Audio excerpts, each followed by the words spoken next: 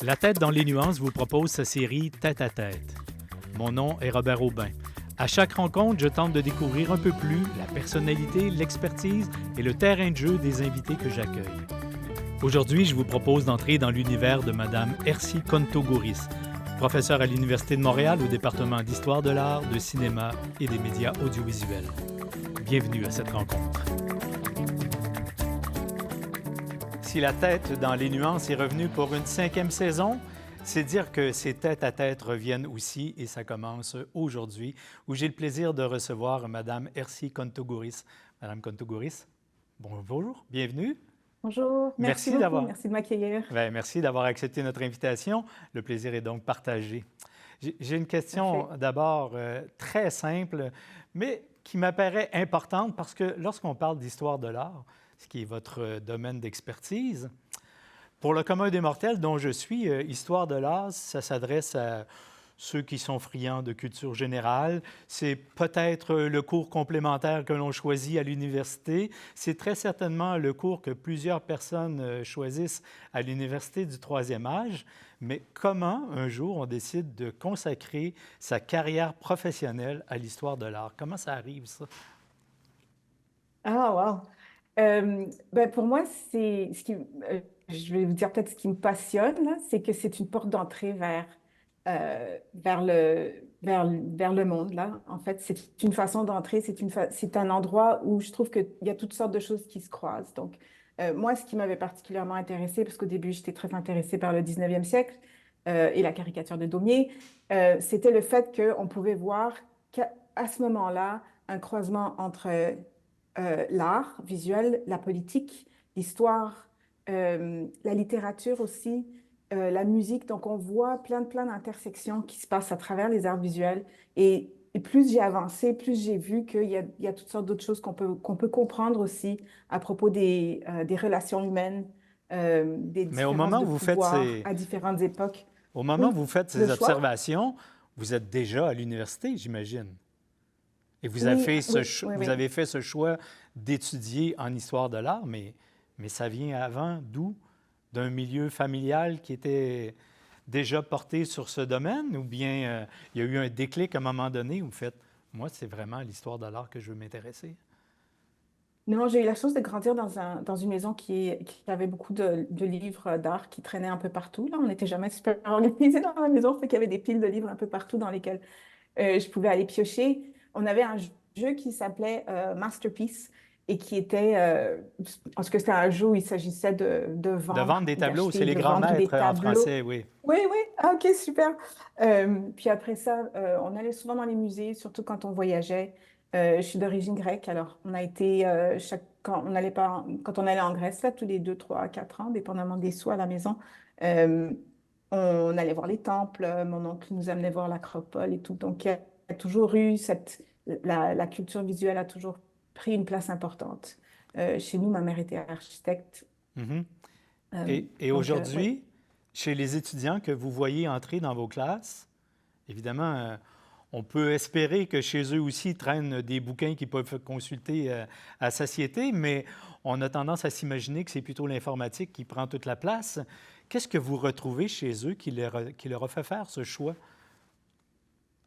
Oui, c'est très varié, en fait. Donc, c'est difficile. Moi, je sais que mon expérience, c'est la mienne. Les étudiants et étudiantes qui se joignent à nous, parfois, ça peut être...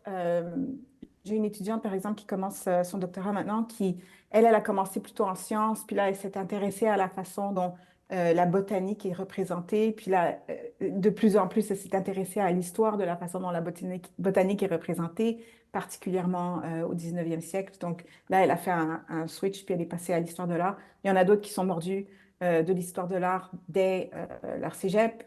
C'est un peu de tout. Puis, ouais, ça vient un peu de partout. Il y en a qui cherchent à comprendre, qui s'intéressent, par exemple, aux questions de genre et qui vont vouloir plutôt vont choisir l'histoire de l'art pour la pensée critique que ça peut apporter. C'est déjà intéressant Donc, parce c'est que, un beau mélange. ouais, parce que dans un premier temps, on a l'impression que histoire de l'art, on va parler peinture, sculpture, musique, architecture, alors que là, on voit que c'est nettement plus diversifié. Alors, si vous voulez bien, on va plonger dans votre carrière professionnelle pour aller voir différents courants qui vont nous aider à se faire une tête de l'histoire de l'art d'abord et de voir comment ça nous touche directement dans la société. Je le disais dans la table ronde, à la tête dans les nuances, vous êtes co-chercheuse chez Colibex, qui est une chaire de recherche qui vise à développer la recherche et la formation sur la liberté d'expression selon plusieurs axes d'entrée. Liberté d'expression en rapport avec les droits fondamentaux, en rapport avec la religion, les savoirs, la création. Mais la question de base, c'est d'abord de pouvoir définir la liberté d'expression parce que voilà une expression justement dont tout le monde se réclame et semble-t-il que maintenant on peut à peu près tout faire sous le prétexte de la liberté d'expression. Comment la définissez-vous, cette liberté d'expression? Oui, c'est une excellente question. C'est mes collègues juristes sur la chaire qui sont plus aptes à répondre à cette question que moi. Mais je pense qu'en général, c'est de pouvoir, c'est l'idée de, c'est l'idée, en fait, c'est plutôt une question, je vais répondre par une question. Est-ce qu'on peut Ça tout me va. dire ou non? Est-ce qu'on peut tout dire ou non? Ça va dépendre, la réponse va dépendre des pays. Juridiquement, ça va dépendre des pays. Donc, aux États-Unis, on sait qu'il y a le premier amendement et sous couvert du premier amendement, il y a toutes sortes de paroles racistes, sexistes, transphobes qui peuvent être dites, alors que au Canada, je pense qu'il y a plus une conscience de ce qu'on appelle la parole haineuse. Et là, on n'a pas le droit de diffuser une parole qui va directement appeler à faire du mal à une minorité reconnue. Après, on peut parler d'autres pays où des journalistes sont mis, et des caricaturistes et autres sont envoyés en prison pour l'expression de leurs idées. Donc, ça varie beaucoup d'un pays à l'autre. Mais je pense que c'est ça. C'est une question de est-ce qu'on peut tout dire et c'est qui nous arrête de tout dire? Qu'est-ce qui nous empêche de tout dire? Parce que je pense qu'on ne peut jamais tout dire. On n'a pas le droit d'aller dans un cinéma et de crier au feu. C'est pas quelque chose qu'on a le droit de faire. Mhm. On est puni par la loi pour le faire. Donc, il y a nulle part une liberté d'expression absolue. Et est-ce que dans la démarche artistique, puisque vous vous intéressez à l'histoire de l'art, est-ce que là, sous prétexte qu'on a une création artistique, les délimitations sont plus floues, on peut aller plus loin? Ou bien, et qui va dire à l'artiste que ça, c'est trop? Absolument. Les artistes se donnent le droit, c'est un droit qui est reconnu souvent d'aller plus loin. Et puis là, qui donne ce droit ou qui arrête, ben, ça dépend de qui paye. Donc, si c'est un caricaturiste éditorial dans un journal, ben, le journal va peut-être choisir de pas publier la caricature parce qu'elle la trouve antisémite ou je sais pas, n'importe quoi, ou anti-gouvernementale ou autre. On a vu très récemment des caricaturistes perdre leur travail pour ça. Euh, mais oui, au niveau de tous les arts visuels, il y a plusieurs expressions qui ne sont pas nécessairement des expressions artistiques que les gens vont dire c'est une expression artistique et donc vous devriez me laisser le droit de tout dire. Par exemple, euh, je ne sais pas, ce qui se passe avec les monuments. En ce moment, il y a plusieurs Mhm. monuments qui sont soit déboulonnés ou alors bon, décorés, mettons, je sais pas, une décoration extérieure qui se fait sur les monuments. Euh, Ça peut être vu ou même piler sur un drapeau de son pays ou le mettre en feu. Ça peut être vu comme euh, on peut être poursuivi, mais si la personne réussit à prouver que c'est une expression artistique, une performance artistique, ça pourrait peut-être passer. Alors, Donc, c'est à tous les niveaux, ouais. mhm. On imagine que c'est difficile d'établir les limites et encore plus difficile Absolument. à un ou une juge de déterminer de quel côté devrait trancher sa décision, devrait tomber sa décision. Évidemment, ça doit être tout aussi perméable et difficile quand on parle de liberté d'expression en fonction des droits humains fondamentaux, sachant que tous les pays, certains sont plutôt fermés aux droits fondamentaux. Comment on peut faire évoluer cette expression-là ou cette liberté d'expression-là? Est-ce que c'est possible? Euh, c'est difficile. De l'extérieur, c'est très difficile d'influencer sur ce qui se passe à l'intérieur d'un pays, voire illégal souvent. Donc, euh, il y a déjà des problèmes de ce point de vue-là. Je pense que ce qu'on peut faire, je pense à un caricaturiste d'origine iranienne, par exemple, qui s'appelle Mayan Estani, qui travaille en France. Il est exilé, il travaille en France. Ses caricatures circulent sur les réseaux sociaux, Mhm. sur la toile. Donc, d'aider à diffuser ces œuvres-là, euh, de faire ce qu'on peut, de consulter des sites comme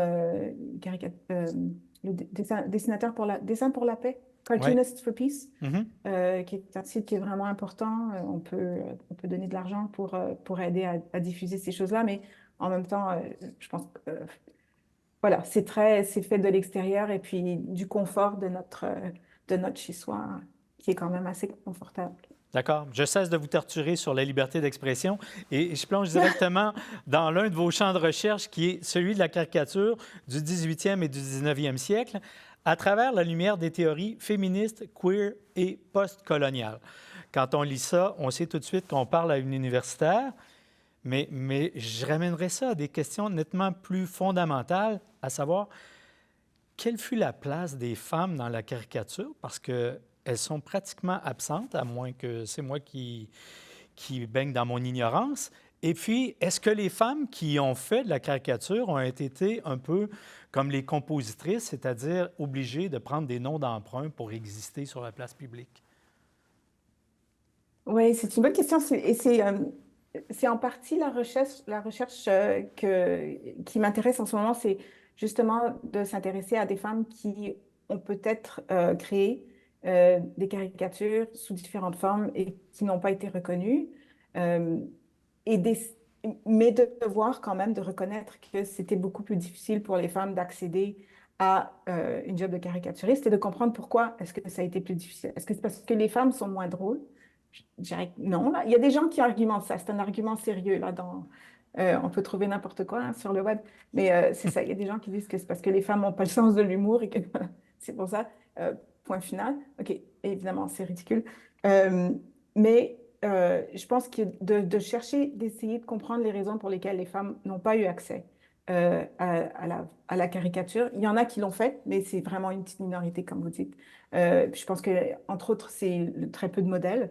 Donc, si si c'est que des hommes qui le pratiquent, c'est difficile pour les femmes de dire, ben, moi aussi, je veux faire telle affaire. Je pense que c'est important d'avoir des modèles. Euh, Moins de liberté politique pour les femmes au XVIIIe siècle, surtout, mais encore aujourd'hui, moins de liberté économique, mais aussi une sorte de liberté culturelle qui a dit aux femmes depuis longtemps euh, que le rire, c'est pas quelque chose de féminin. Donc, que les femmes n'avaient pas le droit de rire. C'était jugé comme étant quelque chose qui allait contre une expression d'une féminité qui était voulue.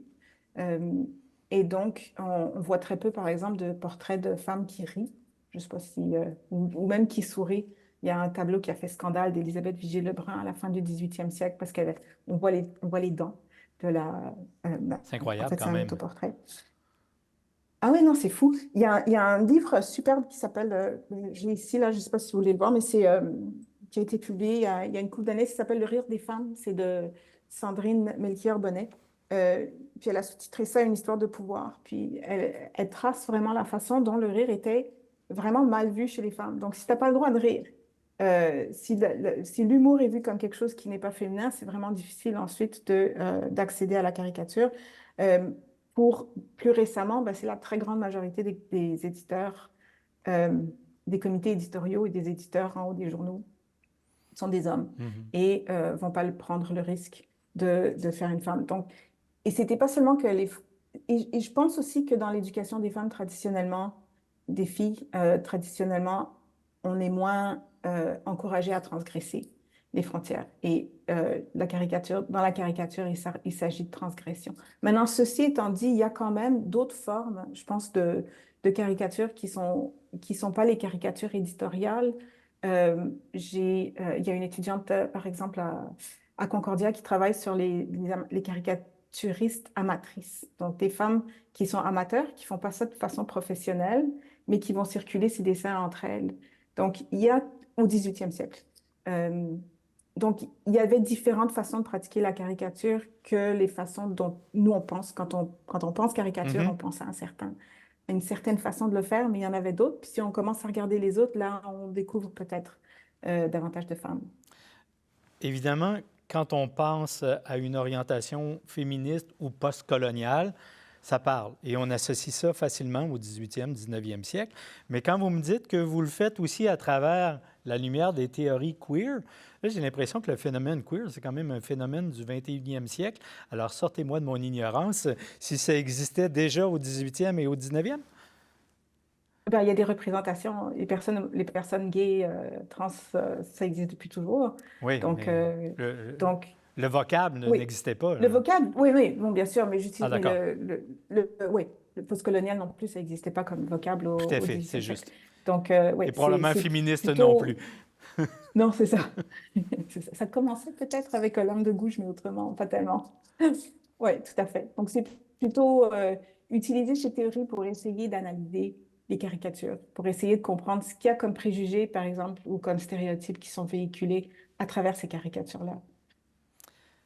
Vous travaillez également sur les représentations du viol et de la violence à caractère sexuel dans la caricature et la satire du 18e siècle jusqu'à nos jours.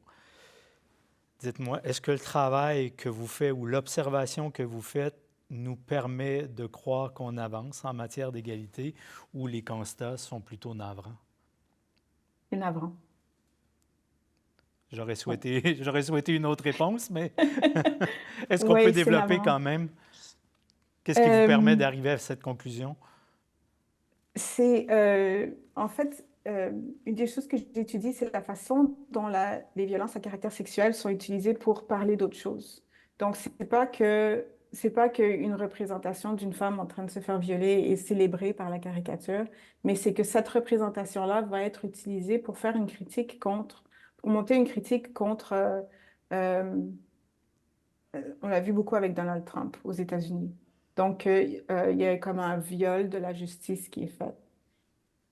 Et donc, on a une représentation visuelle très concrète d'une femme violée qui représente la justice. Bon, on sait parce qu'elle a les yeux bandés, toutes les caractéristiques Mhm. iconographiques de la justice. Là, elle tient une balance, puis elle a les yeux bandés. C'est la façon dont on la reconnaît, une épée. Euh, et je pense que de faire circuler ce genre d'image, je comprends très bien qu'on est censé le prendre au deuxième degré, bon. Mais au premier degré, c'est quand même une femme sur qui on est en train de commettre un acte de violence et qui est en plus juxtaposé à quelque chose à un dessin qui est humoristique, une forme de dessin qui est comme c'est un peu drôle, les traits sont exagérés, des fois elle a des gros yeux parce que elle est comme surprise tout d'un coup de ce qui est en train de lui arriver, elle est prise par derrière ou je sais pas quoi. Euh, et cette juxtaposition de violence et d'humour, c'est un peu malaisant. Et c'est comme si on était encouragé à ne plus voir l'acte qui est représenté et seulement de voir la métaphore. Mais l'acte, on le voit quand même et puis on l'absorbe. Et ça, je pense, ça contribue à alimenter la culture du viol. Donc, c'est une position qui est... et je dirais jamais qu'il faut censurer ces images-là. Là, c'est pas du tout, du tout, du tout mon propos, mais juste de se rendre compte de l'impact de ces images. Sans compter qu'on a peut-être tendance à observer que dans nos médias sociaux, cette capacité de lire le deuxième degré d'une caricature, ça ne semble pas donné à tous. Exactement. C'est pas donné à tous et et aussi ce qu'on voit, c'est que c'est tellement répandu avec les médias sociaux qu'on l'a. Moi, je suis plus sur la plupart des médias sociaux parce que je peux plus, je suis plus capable de les voir ces images-là. Euh, mais et, et ce qui est bizarre aussi, c'est que c'est juxtaposé à d'autres affaires. Donc, je vais avoir une famille heureuse en train de manger je sais pas, son sandwich sur la Mhm. plage. Puis tout d'un coup, après ça, il y a une femme qui s'est violée. Puis après ça, il y a, je sais pas, un politicien qui commet un autre acte. Donc, il y a toutes sortes de... on absorbe, hein, on fait dérouler, on fait défiler rapidement ces images-là. Puis peut-être que, ouais, on comprend rapidement le deuxième degré, mais j'ai l'impression que ce qui reste, c'est quand même l'image de la femme qui a, ben, c'est ça, qui subit un acte de violence extrême. Et quand vous dites que votre objectif n'est pas d'interdire la publication de telles caricatures, comment on fait pour éduquer? avec des émissions comme la vôtre. Euh, Merci. Alors, je je vous pense, laisse la place. ben, c'est avec la discussion, je pense que les gens ne se rendent pas compte peut-être du pouvoir de leurs images, entièrement de ce que les images sont en train de véhiculer comme sens. Il y a des caricaturistes à qui, parce que maintenant, évidemment, avec Facebook, etc., on peut envoyer des messages, on peut commenter hein, directement en dessous de la caricature. Il y a des caricaturistes qui se sont fait reprendre par plusieurs lecteurs, lectrices. Et il y en a qui ont dit, ouais, t'as raison, je le refais plus, je j'utilise plus cette métaphore, je vais en trouver une autre pour parler d'injustice, de crime, de je sais pas quoi. Mhm. Alors qu'il y en a d'autres qui disent, non, je suis caricaturiste, et la caricature, par définition, c'est de froisser les gens. Puis c'est votre problème si vous n'arrivez pas à lire au second degré. Et là, on revient à notre Qui- incapacité de bien définir la liberté d'expression, finalement. C'est ça, ouais, c'est ça. Et à la capacité de... C'est pas parce que tu peux que tu es obligé de le faire. Mhm. Moi, c'est un peu ça mon truc. C'est un peu mon Ouais. truc en partant. Et honnêtement, on se censure sans arrêt. Quand on est chez grand-maman en train de manger, on va utiliser un langage différent que quand on est dans un bar avec son chum. Tu sais, c'est juste, c'est normal. On se censure sans arrêt en tant que... vous avez probablement 50 000 trucs qui vous passent par la tête, mais vous ne les dites pas tout. Mhm. Euh, c'est une forme d'auto-censure ou de retenue euh, Ou de ce de qu'on va dire. capacité à s'adapter à l'auditoire avec lequel on est. On n'enseigne pas de la même Exact, oui, façon au cégep, à l'université ou à l'école secondaire, même si on traite du même propos. exactement. Alors, oui, Oui, mais sur les médias sociaux, à la limite, on ne sait pas à qui on s'adresse. Alors, oui, l'adaptation du langage est plus difficile. oui. Et je pense que c'est ça qui a changé aussi entre quand les caricatures sont publiées dans un journal, puis là, tu sais, le journal a quand même un auditoire qui est plus Mhm, restreint, alors qu'une fois qu'ils sont sur les médias sociaux, ça fait le tour du monde en un clin d'œil. Et en fait, l'auditoire ou les personnes qui reçoivent sont d'une énorme variété. Et là, vont souvent reposter, là, ouais. vont recontextualiser l'image d'après là. Et plutôt que juste de dire, je sais pas quoi, vont dire, regarde cette affreuse caricature. Fait que là, déjà, tu la recontextualises. Ou alors, regarde cette géniale caricature. Mhm, tout à fait. Voilà. Je vous amène ailleurs parce que Donc, oui. je suis aussi allé faire un tour sur les différentes publications que vous avez réalisées. Et il y en a une qui a tout particulièrement attiré mon attention. C'est celle où vous parlez d'Emma Hamilton, la femme la plus portraiturée de son époque. Alors, quelques questions rapides. Je vous les lance et vous me faites le topo que vous souhaitez avec ça. D'abord, pourquoi ce choix? Et qu'est-ce qui vous a particulièrement animé et qui nous donnerait le goût d'aller lire l'ouvrage?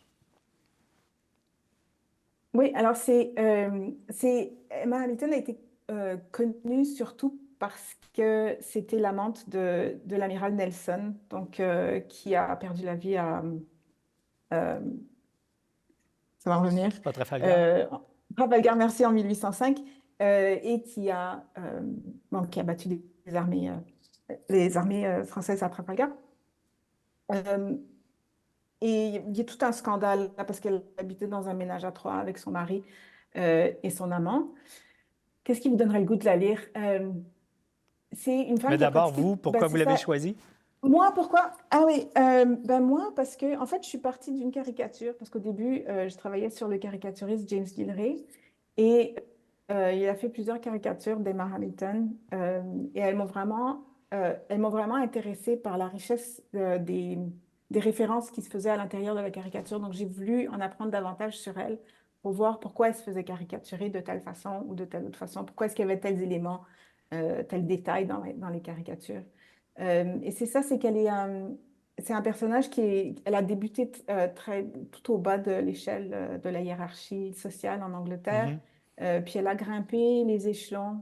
C'est vraiment une genre de self-made woman qui a réussi à travers sa rencontre avec plusieurs hommes. Donc, elle a eu plusieurs amants. Elle a vraiment grimpé les échelons jusqu'au point où elle était devenue l'épouse de l'ambassadeur anglais à Naples. Euh, et à ce moment-là, elle était la meilleure amie de la reine Marie-Caroline de Naples, qui était la sœur de Marie-Antoinette. Donc, cette Ah ouais, histoire-là j'ai trouvé ça dans cette absolument époque-là. fascinant. Oui, Cette ouais, elle est. progression-là, c'est Puis, comme le rêve américain en Angleterre. oui, c'est ça. Quoique, mais ce qui est intéressant aussi, c'est qu'elle a jamais comme. Parce qu'il y a d'autres femmes qui l'ont fait, mais elles ont vraiment complètement délaissé leurs origines. Elles ont adopté un accent de la classe Mhm. supérieure, là. Alors qu'Emma, elle a gardé son accent d'origine. Ça fait que les gens lui ont jamais pardonné, en fait, de gravir les échelons comme ça. Ils lui ont jamais pardonné le fait de les avoir gravis et d'avoir épousé Hamilton. Euh, et ils l'ont toujours trouvé, bon, évidemment très très belle, c'est la grande beauté de son temps, mais aussi très vulgaire. Donc on va trouver les deux choses qui sont dites en même temps. Puis on retrouve des gens de partout. Donc Elisabeth Vigée-Lebrun, l'artiste, le poète allemand Goethe qui l'a rencontrée et qui parle d'elle. Donc c'est vraiment un personnage super important à l'époque, mais dont on avait un petit peu perdu la trace, ou alors on l'avait juste réduite à l'amante de Nelson, alors qu'elle a comme ce énorme, riche bagage. Ben, c'est probablement sur cette suggestion littéraire qu'on va devoir se quitter. Je le dis parce que l'ouvrage est fort intéressant et on a souvent la crainte des ouvrages écrits par des universitaires, que ce soit davantage des thèses. Alors, évidemment, on ne parle pas d'un roman nécessairement, mais c'est se lit très aisément et c'est une mine d'informations absolument extraordinaire. Alors, j'invite tous ceux qui sont intéressés Je et vous qui remercie. auront eu la puce à l'oreille ou l'étincelle dans les yeux en vous écoutant parler. Ça s'appelle Emma Hamilton. C'est quoi le titre exact, Emma? C'est en anglais, donc c'est Emma Hamilton and Late 18th Century European Art. Et on aura une Donc, version française éventuellement? Ça se discute ou... non, non, ça se discute pas, mais peut-être, ça serait le fun. Ben, Ouais. l'invitation est lancée. En tout cas, Ah, merci. espérons qu'un éditeur va s'y intéresser pour que plus de gens puissent le lire encore une fois. Merci éminemment, Madame Contogouris, Merci d'avoir à été avec vous. nous. C'est un réel plaisir. J'espère qu'on Oui, aura partagez. la joie de se rencontrer en personne la prochaine fois. Mais je vous remercie beaucoup d'avoir été Absolument. là. Merci à vous. Bonne Au fin de journée. revoir. Au revoir.